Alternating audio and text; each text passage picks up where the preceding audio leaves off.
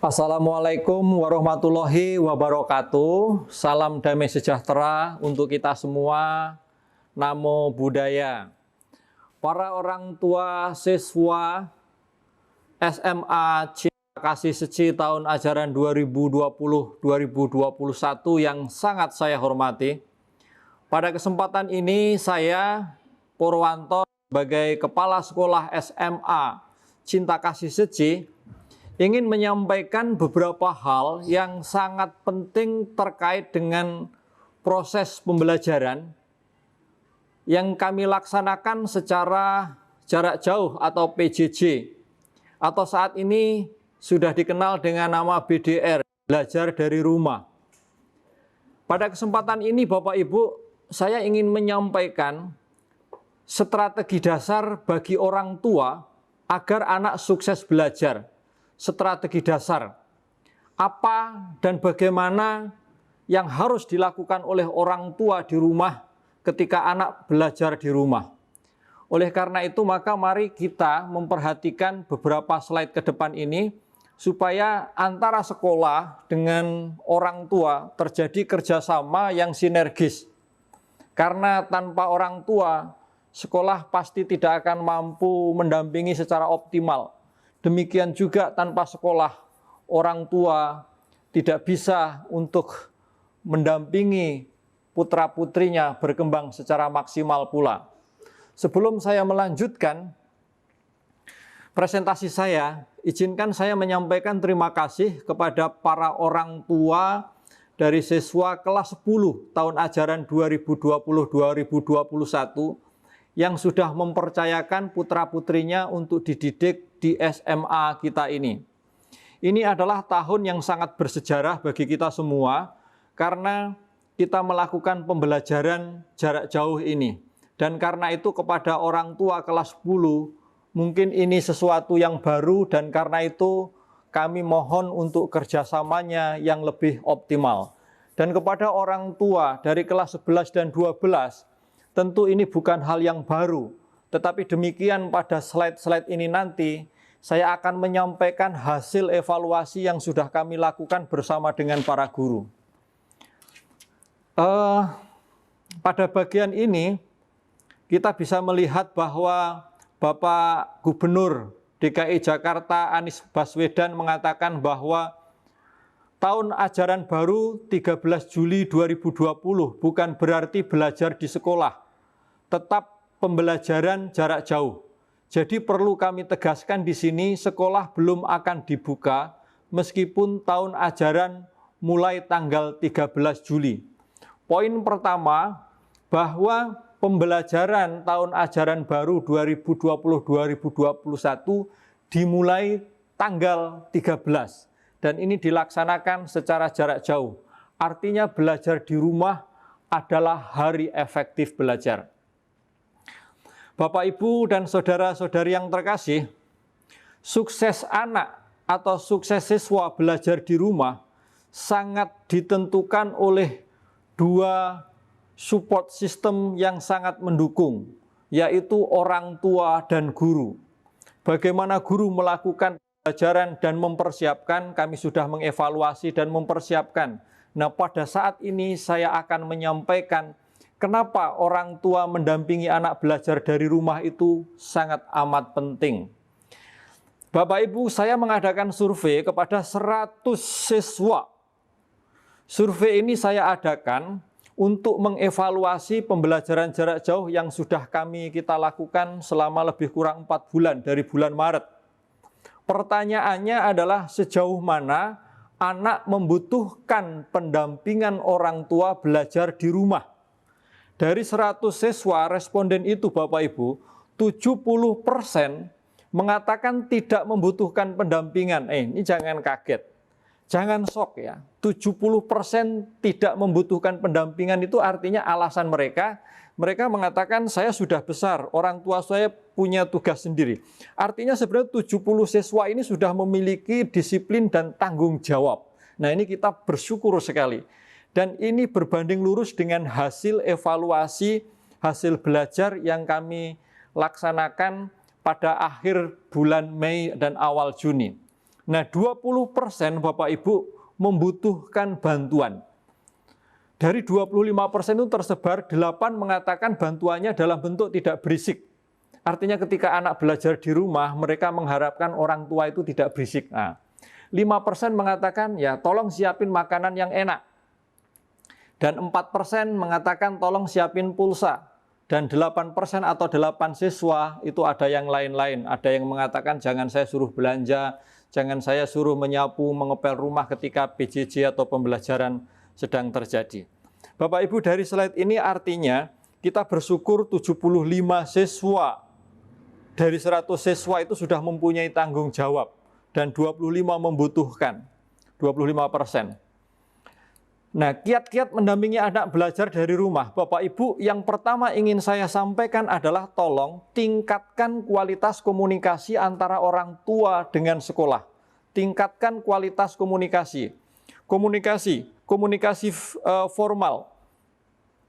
Saya mau mengatakan tolong kepada orang tua membiasakan untuk literasi. Artinya apa? Jika ada surat edaran dari sekolah, tolong dibaca sampai tuntas dan sampai mengerti. Sehingga kita mempunyai satu pemahaman yang sama, satu pengetahuan yang sama, dan satu tindakan yang sama. Istilah saya frekuensi antara guru dan sekolah dan orang tua itu sama. Gitu.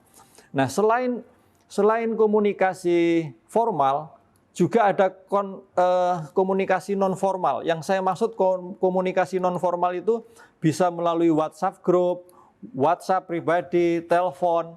Dan itu dengan siapa? Dengan pengelola. Yang dimaksud pengelola itu kepala sekolah, wakil kepala sekolah, wali kelas, guru, dan sebagainya. Dan itu bisa kita lakukan dengan dan atau melalui WhatsApp.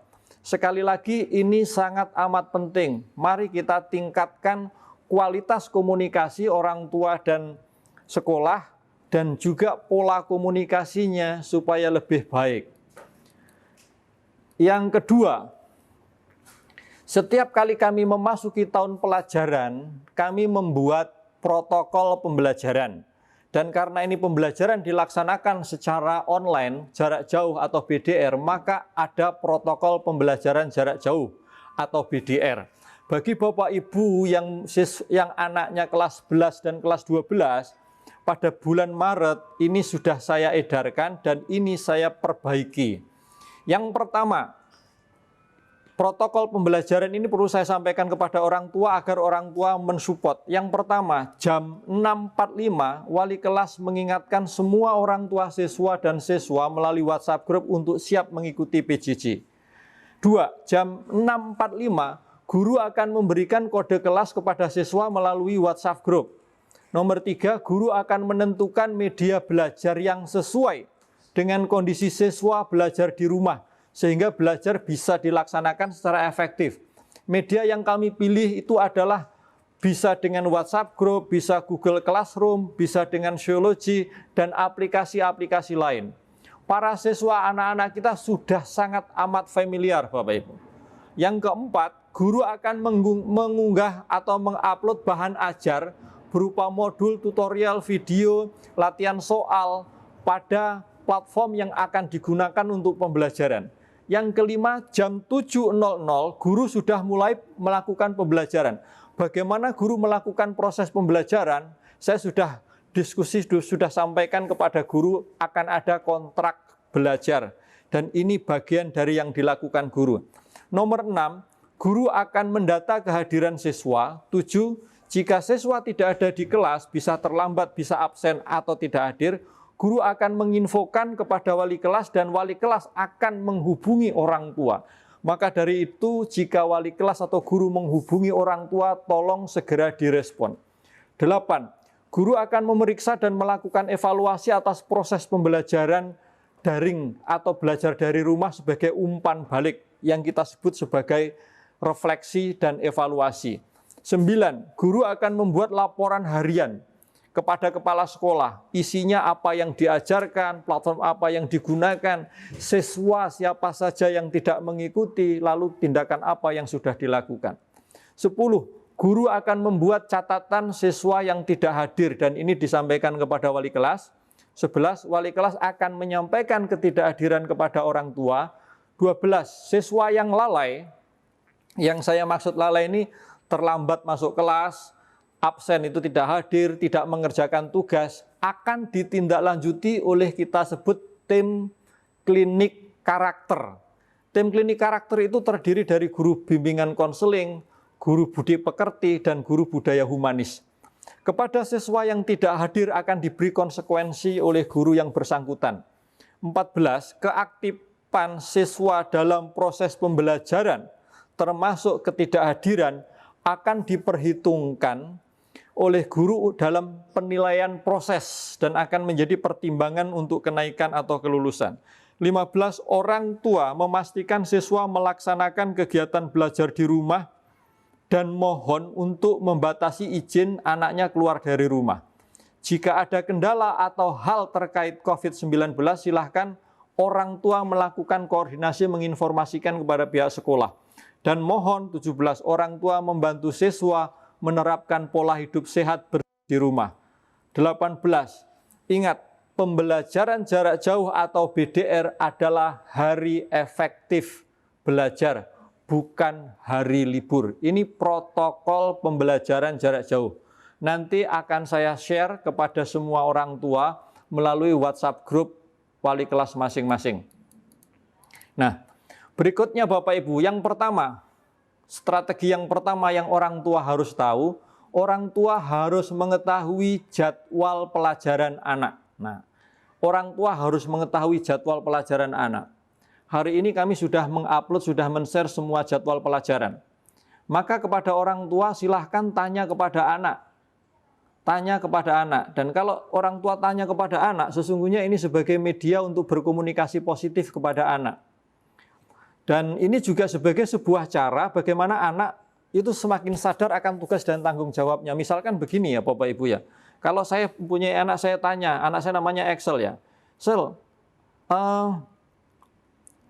apa jadwal pelajaran hari ini? Maka Excel akan menjawab ini, Mi. Dengan dia menjawab, dia akan lebih menyadari bahwa hari ini ada sebenarnya yang namanya pelajaran, awareness. Tanyakan jika anak susah memberikan jawaban untuk jadwal pelajaran, Bapak Ibu bisa tanyakan kepada wali kelas atau kepala sekolah. Nah, yang kedua, orang tua mengingatkan anak ikut belajar dari rumah secara benar dan optimal. Ini saya menyebutnya sebagai penguatan identitas. Mengingatkan anak belajar artinya bahwa orang tua harus terlibat supaya anak melakukan rutinitas persis walaupun tidak sama ya. Seperti anak belajar tatap muka. Anak bangun pagi, mandi, sarapan, menyiapkan buku pelajaran dan menggunakan seragam Bapak Ibu. Mengapa kita melakukan seperti ini? Adalah sangat penting ketika siswa itu memakai baju seragam, itu menunjukkan identitas dirinya sebagai pelajar. Ini adalah proses penyadaran konsientisasi untuk penguatan identitas dia sebagai pelajar. Maka anak bangun pagi, saya ulangi, mandi, sarapan, menyiapkan buku-buku pelajarannya. Lakukan persis seperti anak belajar tatap muka di sekolah. Yang ketiga, setelah mengingatkan, juga memastikan bahwa semua alat tulis ditempatkan pada tempatnya. Anak-anak kita ini sudah SMA. Apakah ada jaminan 100% bahwa setelah mereka belajar, mereka mengembalikan semua peralatan belajarnya pada tempatnya? Ini teramat sangat penting. Mengapa? Karena ini adalah bagian pendidikan penguatan karakter, disiplin dan tanggung jawab. Saya selalu menyebut ini terus-menerus disiplin dan tanggung jawab, disiplin dan tanggung jawab. Dua karakter, dua mental ini sangat amat penting Bapak Ibu. Pada suatu hari saya diskusi dengan Rektor Universitas International of Leisong Indonesia. Beliau mengatakan demikian. Mahasiswa Indonesia yang dikirim ke luar negeri ke Jerman, mahasiswa yang sukses adalah mahasiswa yang mempunyai disiplin dan tanggung jawab. Artinya dia tahu tugasnya dan bagaimana dia harus menyelesaikan itu. Dan disiplin dan tanggung jawab tidak muncul begitu saja Bapak Ibu, tetapi harus dilatih. maka pembelajaran dari rumah bisa menjadi bagian atau cara bagaimana kita melatih anak kita untuk mempunyai disiplin dan tanggung jawab. Dengan cara-cara seperti yang saya tadi sebutkan. Menyiapkan alat-alatnya, belajarnya, lalu merapikan pada tempatnya. Dan pada hal lain, bagian lain di dalam persekolahan cinta kasih suci, disiplin ini merupakan sebuah keterampilan hidup. Keterampilan hidup. Anak mempunyai keterampilan hidup. Yang saya maksudkan adalah tepat tempat. Ketika dia makan, ya tempatnya juga harus tepat. Dia tahu mana tempat-tempat yang makan. Tepat waktu. Ketika jam belajar, ya dia tahu bahwa itu waktunya belajar, bukan waktunya tidur atau main. Dan tepat orang juga. Ketika dia hendak bertanya, tepat orang. Dan itu adalah sebuah keterampilan hidup. Yang nomor 4 yang Bapak Ibu harus lakukan atau kita mintakan tolong adalah pastikan selalu bertanya kepada anak setelah pelajaran atau siang itu. Pertanyaannya demikian, bagaimana belajar hari ini nak? Ada PR enggak? Bagaimana belajar hari ini nak? Ada PR enggak? Mungkin ada anak-anak yang mengatakan, mami gua kepo amat sih. Ya enggak apa-apa, memang mami harus kepo, harus tahu gitu loh. Ya. Jadi pertanyaan bagaimana belajar hari ini, ada PR atau tidak, sesungguhnya itu adalah pertanyaan refleksi sekaligus menyadarkan kepada anak bahwa dia seorang pelajar yang memang setelah belajar ada enggak yang harus diselesaikan gitu loh. Dan di sini saya memberikan contoh pertanyaan yang berdasarkan atau keluar dari hati, bukan pertanyaan yang menginterogasi. Maka hindarkan pertanyaan-pertanyaan yang sifatnya kenapa kamu tidak ikut pelajaran, mengapa kamu telat? Ya. Kalau anak terlambat, dikasih tahu apakah ada persoalan sampai telat. Kita kadang tidak tahu apa yang menjadi persoalan kesulitan anak. Dan karena itu kalau kita bisa bertanya dengan cara yang benar, anak akan membuka persoalannya. Kalau anak membuka persoalannya, kita bisa membantu mencarikan jalan keluarnya. Itu Bapak Ibu. Lalu yang kelima, yang terakhir, saya menyampaikan namanya prinsip ketuntasan. Yang saya maksud prinsip ketuntasan begini. Di sekolah kita, ini prinsip ketuntasan itu menjadi prinsip yang wajib, bukan sunnah hukumnya. Jadi seseorang yang memang mempelajari sesuatu harus sampai tuntas, harus selesai. Dan kalau di kurikulum di sekolah itu namanya KKM, ya, KKM. Tapi yang saya maksudkan ketuntasan belajar di sini adalah walaupun kendati saat ini situasi pandemi dan anak-anak harus belajar dari rumah, apa yang menjadi kewajiban mendasar harus diselesaikan sampai tuntas, sampai paham, sampai bisa mengerti. Dan karena itu kami pada tahun ajaran ini memunculkan 2 istilah baru yang kami maknai dalam sebuah tindakan-tindakan konkret. Yang pertama adalah klinik karakter. Terdiri dari guru bimbingan konseling, guru budi pekerti, dan guru budaya humanis. Apa yang dilakukan oleh tim klinik karakter? Yang dilakukan adalah begini. Tadi kan pada waktu protokol pembelajaran jarak jauh atau protokol BDR, saya menyampaikan ketika ada anak-anak yang memang sering terlambat masuk kelas, terlambat mengumpulkan tugas, itu sudah tercatat oleh wali kelas, diinformasikan kepada orang tua untuk orang tua mengingatkan. Tetapi di sekolah sendiri mempunyai tim yang akan menindaklanjuti, membantu mereka, mengajari mereka, menyadarkan mereka untuk membangun rasa tanggung jawab ini, disiplin dan tanggung jawab. Lalu yang kedua adalah klinik pelajaran.